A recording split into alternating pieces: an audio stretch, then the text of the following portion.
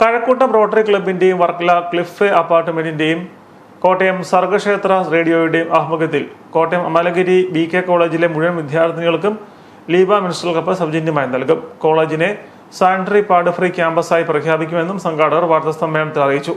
August 1-ാം തീയതി 1:30 college ഓഡിറ്റോറിയത്തിൽ principal doctor mini തോമസിന്റെ അധ്യക്ഷതയിൽ നടക്കുന്ന സമ്മേളനം നിഷ ജോസ് കെ മാണി ഉദ്ഘാടനം ചെയ്യും. Rotary district governor Sudhi Jabbar menstrual cup വിതരണോദ്ഘാടനം നിർവഹിക്കും. ആർത്തവ ശുചിത്വം ആരോഗ്യം എന്ന വിഷയത്തെപ്പറ്റി medical college associate professor doctor Divya Sararaju class നയിക്കും.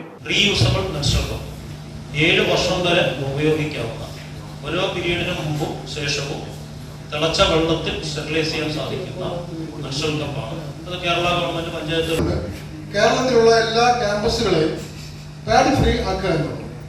ഇദ്ദേഹം പറഞ്ഞതുപോലെ തന്നെ ഒരു സ്ത്രീയുടെ ലൈഫ് ടൈമിൽ ഏകദേശം 11,000 പാഡ്സ് ഉപയോഗിക്കുന്നു.